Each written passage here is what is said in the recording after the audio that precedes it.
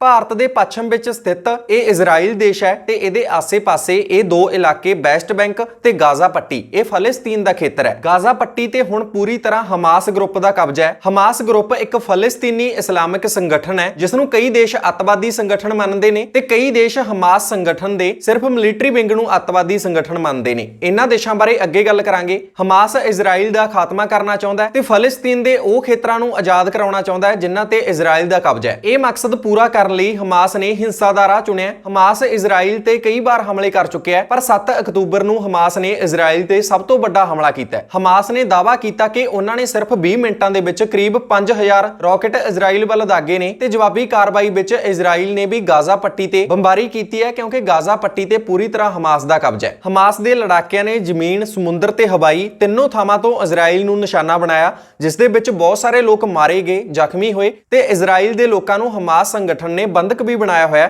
ਜਿਸ ਦੇ ਵਿੱਚ ਇਜ਼ਰਾਈਲ ਦੇ ਕਈ ਅਧਿਕਾਰੀ ਵੀ ਸ਼ਾਮਲ ਨੇ। ਉਸ ਤੋਂ ਬਾਅਦ ਲਗਾਤਾਰ ਇੱਕ ਸਵਾਲ ਲੋਕਾਂ ਦੇ ਮਨ ਵਿੱਚ ਹੈ ਕਿ ਹਮਾਸ ਕੌਣ ਨੇ ਜਿਸ ਦੇ ਹਮਲੇ ਨੇ ਇਜ਼ਰਾਈਲ ਦੇ ਆਇਰਨ ਡੋਮ ਨੂੰ ਵੀ ਫੇਲ ਕਰ ਦਿੱਤਾ। ਆਇਰਨ ਡੋਮ ਇੱਕ ਇਹੋ ਜਿਹਾ ਪ੍ਰੋਜੈਕਟ ਹੈ ਜੋ ਦੁਸ਼ਮਣ ਦੇ ਰਾਕਟਸ ਨੂੰ ਹਵਾ ਵਿੱਚ ਹੀ ਖਤਮ ਕਰ ਦਿੰਦਾ ਹੈ ਪਰ ਹਮਾਸ ਦੇ ਹਮਲੇ ਵਿੱਚ ਰਾਕਟ ਹੀ ਇੰਨੇ ਜ਼ਿਆਦਾ ਸੀ ਕਿ ਇਜ਼ਰਾਈਲ ਦਾ ਆਇਰਨ ਡੋਮ ਵੀ ਇੱਕ ਵਾਰ ਲਈ ਫੇਲ ਹੋ ਗਿਆ। ਇਹ ਵੀਡੀਓ ਵਿੱਚ ਅੱਜ ਹਮਾਸ ਬਾਰੇ ਹੀ ਗੱਲ ਕਰਾਂਗੇ। ਹਮਾਸ ਇੱਕ ਫਲਸਤੀਨੀ ਇਸਲਾਮੀ ਸੰਗਠਨ ਹੈ। ਇਸ ਦੀ ਸਥਾਪਨਾ 1987 ਵਿੱਚ ਫਲਸਤੀਨ ਸ਼ਰਨਾਰਥੀ ਸ਼ੇਖ ਅਹਿਮਦ ਯਾਸੀਨ ਨੇ ਕੀਤੀ ਸੀ। ਹਮਾਸ ਨੂੰ ਇਸਲਾਮਿਕ ਪ੍ਰਤੀਰੋਧ ਅੰਦੋਲਨ ਵੀ ਕਿਹਾ ਜਾਂਦਾ ਹੈ। ਹਮਾਸ ਨੇ ਇਜ਼ਰਾਈਲ ਨੂੰ ਤਬਾਹ ਕਰਨ ਦੀ ਸਹੁੰ ਖਾਧੀ ਹੈ ਤੇ 2007 ਦੌਰਾਨ ਗਾਜ਼ਾ ਵਿੱਚ ਸੱਤਾ ਸੰਭਾਲਣ ਤੋਂ ਬਾਅਦ ਹਮਾਸ ਇਜ਼ਰਾਈਲ ਨਾਲ ਕਈ ਯੁੱਧ ਲੜ ਚੁੱਕਿਆ ਹੈ। ਉਹਨਾਂ ਯੁੱਧਾਂ ਵਿਚਕਾਰ ਇਸਨੇ ਇਜ਼ਰਾਈਲ ਤੇ ਹਜ਼ਾਰਾਂ ਰਾਕਟ ਦਾਗੇ ਨੇ ਤੇ ਹੋਰ ਵੀ ਕਈ ਘਾਤਕ ਹਮਲੇ ਕੀਤੇ ਨੇ। ਇਜ਼ਰਾਈਲ ਨੇ ਵੀ ਹਮਾਸ ਨੂੰ ਸਬਕ ਸਿਖਾਉਣ ਲਈ ਕਈ ਵਾਰ ਗਾਜ਼ਾ ਪੱਟੀ ਤੇ ਹਮਲਾ ਕੀਤਾ ਹੈ। ਗਾਜ਼ਾ ਪੱਟੀ ਦੀ ਇੱਕ ਹੱਦ ਇਜਿਪਟ ਦੇ ਮਿਸਰ ਨਾਲ ਵੀ ਲੱਗਦੀ ਹੈ, ਦੂਸਰੀ ਇਜ਼ਰਾਈਲ ਨਾਲ ਤੇ ਤੀਸਰੇ ਪਾਸੋਂ ਮੈਡੀਟਰੇਨੀਅਨ ਸਮੁੰਦਰ ਨਾਲ ਲੱਗਦੀ ਹੈ। ਤਾਂ ਮਿਸਰ ਦੇ ਨਾਲ ਮਿਲ ਕੇ ਇਜ਼ਰਾਈਲ ਨੇ ਆਪਣੀ ਸੁਰੱਖਿਆ ਲਈ 2007 ਤੋਂ ਹੀ ਗਾਜ਼ਾ ਪੱਟੀ ਦੀ ਹਰ ਪਾਸੇ ਤੋਂ ਨਾਕਾਬੰਦੀ ਕੀਤੀ ਹੋਈ ਹੈ ਕਿਉਂਕਿ ਗਾਜ਼ਾ ਪੱਟੀ ਤੇ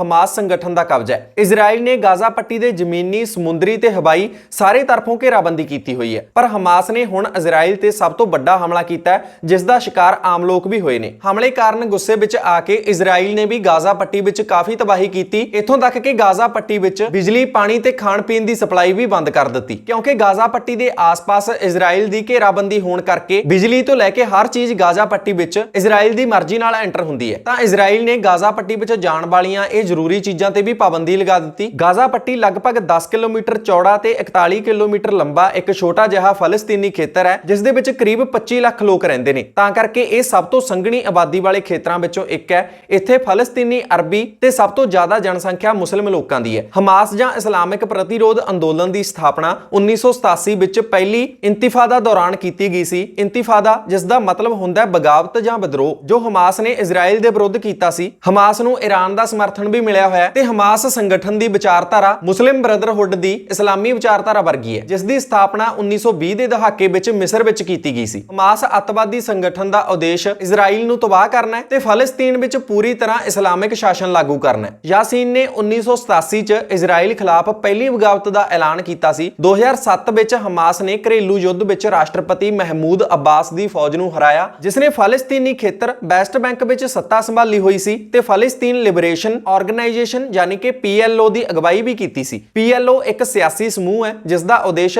ਫਲਸਤੀਨ ਨੂੰ ਆਜ਼ਾਦ ਕਰਨਾ ਹੈ ਤੇ ਇੱਕ ਅਰਬ ਰਾਜ ਬਣਾਉਣਾ ਹੈ। ਹਮਾਸ ਸੰਗਠਨ ਨੇ 2006 ਵਿੱਚ ਹੋਈਆਂ ਫਲਸਤੀਨੀ ਸੰਸਦੀ ਚੋਣਾਂ ਵਿੱਚ ਜਿੱਤ ਪ੍ਰਾਪਤ ਕਰਕੇ ਗਾਜ਼ਾ ਪੱਟੀ ਤੇ ਕਬਜ਼ਾ ਹੀ ਕਰ ਲਿਆ ਸੀ। 25 ਜਨਵਰੀ 2006 ਨੂੰ ਇੱਥੇ ਆਖਰੀ ਵਾਰ ਚੋਣਾਂ ਹੋਈਆਂ ਸੀ। ਹਮਾਸ ਸੰਗਠਨ ਨੇ ਮਹਿਮੂਦ ਅੱਬਾਸ ਤੇ ਆਪਣੇ ਵਿਰੁੱਧ ਸਾਜ਼ਿਸ਼ਾਂ ਰਚਣ ਦੇ ਆਰੋਪ ਲਗਾਏ ਤੇ ਅੱਬਾਸ ਨੇ ਹਮਾਸ ਤੇ ਆਰੋਪ ਲਗਾਏ ਕਿ ਉਸਨੇ ਗਾਜ਼ਾ ਵਿੱਚ ਤਖਤਾ ਪਲਟ ਕਰਕੇ ਉੱਥੇ ਕਬਜ਼ਾ ਕੀਤਾ ਹੋਇਆ। ਬੇਸ਼ੱਕ ਗਾਜ਼ਾ ਪੱਟੀ ਇੱਕ ਛੋਟਾ ਜਿਹਾ ਖੇਤਰ ਹੈ ਤੇ ਹਮਾਸ ਸੰਗਠਨ ਨੂੰ ਇਜ਼ਰਾਈਲ ਨੇ ਹਰ ਪਾਸੇ ਤੋਂ ਘੇਰਿਆ ਹੋਇਆ ਤੇ ਬੇਸ਼ੱਕ ਇਜ਼ਰਾਈਲ ਇੰਨਾ ਪਾਵਰਫੁਲ ਦੇਸ਼ ਹੈ ਪਰ ਫਿਰ ਵੀ ਹਮਾਸ ਸੰਗਠਨ ਇਜ਼ਰਾਈਲ ਨੂੰ ਇੱਕ ਦੇਸ਼ ਹੀ ਨਹੀਂ ਮੰਨਦਾ। ਪਰ ਇੱਥੇ ਗੌਰ ਕਰਨ ਵਾਲੀ ਗੱਲ ਹੈ ਕਿ ਇਜ਼ਰਾਈਲ 1948 ਵਿੱਚ ਬਣਿਆ ਤੇ 11 ਮਈ 1949 ਵਿੱਚ ਇਜ਼ਰਾਈਲ ਨੂੰ ਅੰਤਰਰਾਸ਼ਟਰੀ ਤੌਰ ਤੇ ਵੀ ਮਾਨਤਾ ਮਿਲ ਗਈ ਪਰ ਫਲਸਤੀਨ ਅੱਜ ਤੱਕ ਇੱਕ ਦੇਸ਼ ਨਹੀਂ ਬਣ ਪਾਇਆ। 1990 ਦੇ ਦਹਾਕੇ ਵਿੱਚ ਇਜ਼ਰਾਈਲ ਤੇ ਫਲਸਤੀਨੀ PLO ਦੇ ਵਿਚਕਾਰ ਇੱਕ ਓਸਲੋ ਸ਼ਾਂਤੀ ਸਮਝੌਤਾ ਕੀਤਾ ਗਿਆ ਸੀ ਪਰ ਇਸ ਦਾ ਵੀ ਹਮਾਸ ਸੰਗਠਨ ਨੇ ਹਿੰਸਕ ਵਿਰੋਧ ਕੀਤਾ। ਮਤਲਬ ਹਮਾਸ ਇਜ਼ਰਾਈਲ ਨਾਲ ਕੋਈ ਸਮਝੌਤਾ ਵੀ ਨਹੀਂ ਕਰਨਾ ਚਾਹੁੰਦਾ। ਹਮਾਸ ਦਾ ਇੱਕ ਮਿਲਟਰੀ ਵਿੰਗ ਵੀ ਹੈ ਜਿਸ ਨੂੰ ਇਜ਼ ਅਲ ਦੀਨ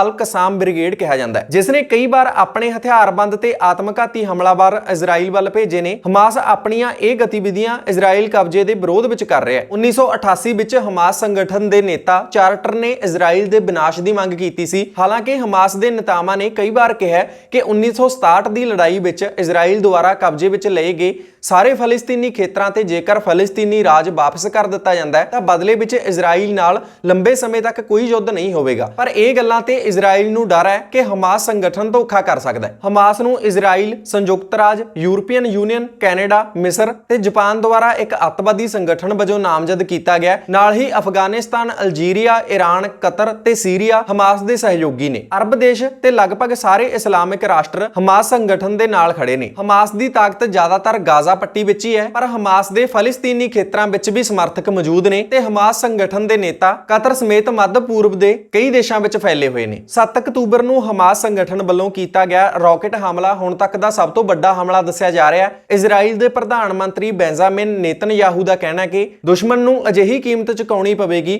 ਜਿਸ ਬਾਰੇ ਉਸਨੇ ਕਦੇ ਸੋਚਿਆ ਵੀ ਨਹੀਂ ਹੋਵੇਗਾ। ਇਜ਼ਰਾਈਲ ਤੇ ਹਮਾਸ ਸੰਗਠਨ ਵਿਚਾਲੇ ਪਹਿਲਾਂ ਵੀ ਟਕਰਾਅ ਹੁੰਦਾ ਰਿਹਾ ਹੈ, ਪਰ ਇਸ ਵਾਰ ਇਹ ਟਕਰਾਅ ਹੱਦੋਂ ਵੱਧ ਕੇ ਮੰਨਿਆ ਜਾ ਰਿਹਾ ਹੈ ਕਿਉਂਕਿ ਹਮਾਸ ਸੰਗਠਨ ਤੇ ਇਜ਼ਰਾਈਲ ਵਿਚਕਾਰ ਬੰਬਾਰੀ ਹੋਣਾ ਤਾਂ ਇੱਕ ਆਮ ਗੱਲ ਹੈ, ਪਰ ਇਜ਼ਰਾਈਲ ਨੇ ਕਦੇ ਵੀ ਅਧਿਕਾਰਕ ਤੌਰ ਤੇ ਹਮਾਸ ਵਿਰੁੱਧ ਜੰਗ ਦਾ ਐਲਾਨ ਨਹੀਂ ਕੀਤਾ ਸੀ। ਪਰ ਇਸ ਵਾਰ ਅਜਿਹਾ ਕੀਤਾ ਗਿਆ। ਹਮਾਸ ਸੰਗਠਨ ਬਾਰੇ ਜਾਣਨ ਤੋਂ ਬਾਅਦ ਇੱਕ ਹੋਰ ਸਵਾਲ ਖੜਾ ਹੁੰਦਾ ਕਿ ਇਜ਼ਰਾਈਲ ਦੀ ਮੁਸਾਦ ਖੂਫੀਆ ਏਜੰਸੀ ਹਮਾਸ ਦੇ ਇਹ ਹਮਲੇ ਨੂੰ ਕਿਉਂ ਨਹੀਂ ਰੋਕ ਪਾਈ। ਜਿਵੇਂ ਭਾਰਤ ਦੀ ਖੂਫੀਆ ਏਜੰਸੀ ਰॉ ਹੈ, ਉਵੇਂ ਹੀ ਇਜ਼ਰਾਈਲ ਦੀ ਖੂਫੀਆ ਏਜੰਸੀ ਮੁਸਾਦ ਹੈ। ਮੁਸਾਦ ਦੇ ਕਾਰਨਾਮੇ ਮਹਾਨ ਮੰਨੇ ਜਾਂਦੇ ਨੇ। ਇਸ ਨੂੰ ਦੁਨੀਆ ਦੀ ਸਭ ਤੋਂ ਖਤਰਨਾਕ ਤੇ ਤਾਕਤਵਰ ਖੂਫੀਆ ਏਜੰਸੀ ਮੰਨਿਆ ਜਾਂਦਾ ਹੈ। ਦਾਅਵਾ ਕੀਤਾ ਜਾਂਦਾ ਹੈ ਕਿ ਮੁਸਾਦ ਕੋਲ ਜਾਸੂਸੀ ਦੀਆਂ ਅਜਿਹੀਆਂ ਆਧੁਨਿਕ ਤਕਨੀਕਾਂ ਨੇ ਕਿ ਕੋਈ ਵੀ ਖੂਫੀਆ ਜਾਣਕਾਰੀ ਉਹਨਾਂ ਤੋਂ ਲੁਕੀ ਨਹੀਂ ਰਹਿ ਸਕਦੀ। ਇਸ ਤੋਂ ਇਲਾਵਾ ਇਜ਼ਰਾਈਲ ਦੇ ਸੁਰੱਖਿਆ ਬਲ ਵੀ ਕਾਫੀ ਸ਼ਕਤੀਸ਼ਾਲੀ ਨੇ ਤੇ ਇਜ਼ਰਾਈਲ ਕੋਲ ਦੁਨੀਆ ਦੇ ਸਭ ਤੋਂ ਉੱਨਤ ਹਥਿਆਰ ਨੇ। ਇਸ ਲਈ ਹਮਾਸ ਸੰਗਠਨ ਵੱਲੋਂ ਇਜ਼ਰਾਈਲ ਤੇ ਕੀਤੇ ਗਏ ਇਹ ਹਮਲੇ ਦੌਰਾਨ ਸਭ ਤੋਂ ਵੱਡਾ ਸਵਾਲ ਇਹ ਉੱਠ ਰਿਹਾ ਕਿ ਇਜ਼ਰਾਈਲ ਨੂੰ ਇਹ ਹਮਲੇ ਬਾਰੇ ਪਤਾ ਕਿਵੇਂ ਨਹੀਂ ਲੱਗਿਆ। ਇਸ ਵਾਰ ਇਹ ਖੂਫੀਆ ਏਜੰਸੀ ਅਸਫਲ ਕਿਵੇਂ ਹੋ ਗਈ? ਇਹਦੇ ਕੀ ਕਾਰਨ ਨੇ? ਪਹਿਲਾ ਕਾਰਨ ਇਹ ਮੰਨਿਆ ਜਾਂਦਾ ਹੈ ਕਿ ਵੈਸਟ ਬੈਂਕ ਖੇਤਰ ਵਿੱਚ ਇਜ਼ਰਾਈਲ ਦੁਆਰਾ ਫਲਸਤੀਨੀ ਨਾਗਰਿਕਾਂ ਦੀ ਜ਼ਮੀਨ ਤੇ ਕਬਜ਼ਾ ਕਰਨ ਤੇ ਉਹਨਾਂ ਨੂੰ ਬੇਦਖਲ ਕਰਨ ਦੀਆਂ ਘਟਨਾਵਾਂ ਕੀਤੀਆਂ ਜਾ ਰਹੀਆਂ ਸੀ। ਇਜ਼ਰਾਈਲੀ ਸੁਰੱਖਿਆ ਬਲਾਂ ਦਾ ਵੱਡਾ ਹਿੱਸਾ ਵੈਸਟ ਬੈਂਕ ਵੱਲ ਤਾਇਨਾਤ ਕੀਤਾ ਗਿਆ ਸੀ। ਵੈਸਟ ਬੈਂਕ ਤੇ ਜ਼ਿਆਦਾ ਧਿਆਨ ਦੇਣ ਕਾਰਨ ਗਾਜ਼ਾ ਵੱਲ ਸੁਰੱਖਿਆ ਬਲਾਂ ਦੀ ਗਿਣਤੀ ਘਟ ਗਈ। ਗਾਜ਼ਾ ਤੋਂ ਹਰ ਰੋਜ਼ ਹਜ਼ਾਰਾਂ ਲੋਕ ਇਜ਼ਰਾਈਲ ਵਿੱਚ ਕੰਮ ਦੇ ਸੰਬੰਧ ਵਿੱਚ ਦਾਖਲ ਹੁੰਦੇ ਨੇ।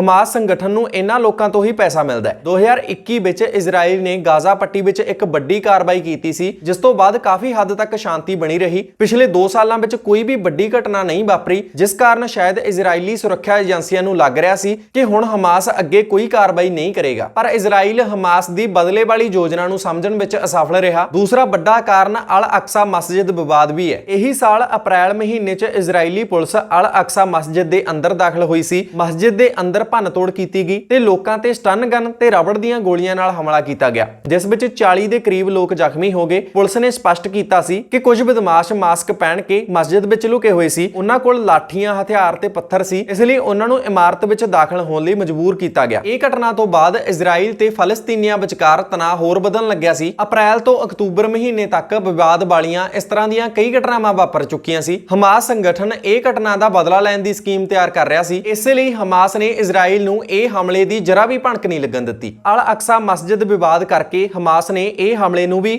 ਅਲ ਅਕਸਾ ਫਲੱਡ ਦਾ ਨਾਮ ਦਿੱਤਾ। ਬਹੁਤ ਲੋਕਾਂ ਦਾ ਇਹ ਵੀ ਮੰਨਣਾ ਹੈ ਕਿ ਇਹੋ ਜਿਹੀਆਂ ਘਟਨਾਵਾਂ ਕਾਰਨ ਹਮਾਸ ਸੰਗਠਨ ਲੰਬੇ ਸਮੇਂ ਤੋਂ ਇਜ਼ਰਾਈਲ ਨੂੰ ਸਬਕ ਸਿਖਾਉਣ ਲਈ ਗੁਪਤ ਤਰੀਕੇ ਨਾਲ ਤਿਆਰੀ ਕਰ ਰਿਹਾ ਸੀ। ਤਾਂ ਦੋਸਤੋ, ਇਹ ਸੀ ਹਮਾਸ ਸੰਗਠਨ ਨਾਲ ਜੁੜੀ ਕੁਝ ਜਾਣਕਾਰੀ। ਉਮੀਦ ਕਰਦੇ ਹਾਂ ਇਹ ਜਾਣਕਾਰੀ ਤੁਹਾਨੂੰ ਚੰਗੀ ਲੱਗੀ ਹੋਵੇਗੀ। ਵੀਡੀਓ ਚੰਗੀ ਲੱਗੇ ਤਾਂ ਇੱਕ ਲਾਈਕ ਕਰ ਸਕਦੇ ਹੋ। ਇਹੋ ਜਿਹੀਆਂ ਵੀਡੀਓਜ਼ ਦੇਖਣ ਲਈ ਸਾਡੇ ਚੈਨਲ ਨੂੰ ਸਬਸਕ੍ਰਾਈਬ ਵੀ ਕਰ ਸਕਦੇ ਹੋ। ਆਪਣੇ ਖਾਸ ਟੌਪਿਕ ਤੇ ਵੀਡੀਓ ਦੇਖਣ ਲਈ ਕਮੈਂਟ ਕਰਕੇ ਦੱਸ ਸਕਦੇ ਹੋ। ਤਾਂ ਦੋਸਤੋ, ਮਿਲਦੇ ਹਾਂ ਕਿਸੇ ਹੋਰ ਵੀਡੀਓ ਦੇ ਨਾਲ।